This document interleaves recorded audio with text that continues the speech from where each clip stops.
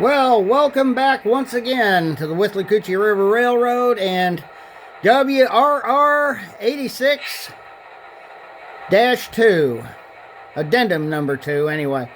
Well, as you can see, the roof is sitting on there correctly now.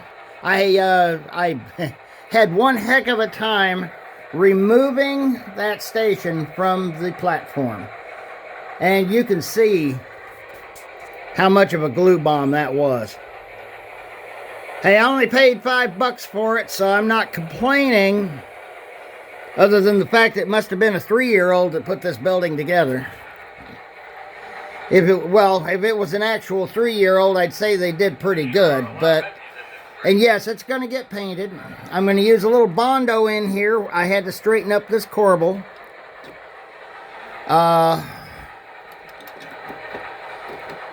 It's not sitting exactly right, but it at least sits better than it was.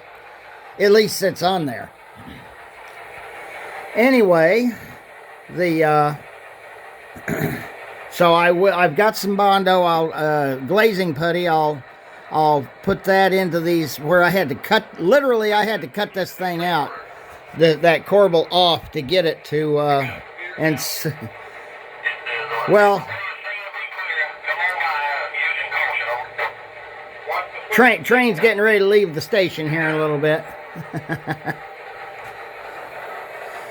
Anyway, I'm thinking of building a whole new platform for it. And just tossing this thing. Or turning it into city sidewalks or something. Because that thing's atrocious. If I build a new platform, I'll put in like tongue and groove siding and use that. If I can find some in plastic or wood for that matter. So that's where I'm at on the Atlas station. No, I didn't want to carry you through the painstaking and painful to watch kind of videography that would. But there's. I don't know if I'm going to be able to mount that station back on this so-called simulated concrete platform either. There's so much crud in there. Trying to clean that out is going to take forever. And may not be worth the trouble. He had the wall in absolutely wrong. He had this wall way up here. Way up here. There's a wall missing from this kit. There should be a wall that goes from here to here. And you can tell that he had glued it in once before and couldn't figure out why it wasn't fitting. I'm sure it was probably an adult that wasn't used to building. This is something my dad would do. This is something my dad would have done when he was alive, you know, if he built a plastic kit. He did not like plastic at all. He much preferred working in wood, and in wood he did real good. But with plastic, Dad was never very good.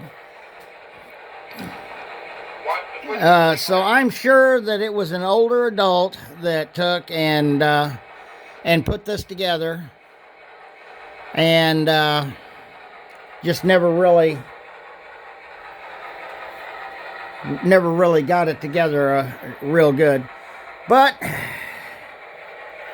until next time, happy railroading. Hopefully by next time, well, this will be done because I've got to paint it and everything. Because got to cover up all those glue blotches in the plastic there. Yeah, looks pretty bad. But we've got it. I've got it looking better. I've got it looking better already. Like I said, the building is much straighter now. It's still got open seams on the corners and the back. And of course, the reason for that was whoever built it didn't pay attention to what they were doing. I had to trim a bunch of mold suckers off of it. Or not the mold suckers, but the sprue suckers. you know, leftover sprue. Like I said, the bosses that go into these little holes here in the base, I had to take those off. There's just so much glue on that, it wasn't worth it. So as I said, what I will do here is take and maybe make my own floor. I think that would be a better idea, because the building will sit flat on a good new base. And wooden platforms are not all that uncommon. Till next time, happy railroading. And by the way, if you like this content, leave it a like and subscribe. You know, that way you help my channel kind of move up in the world. Till next time.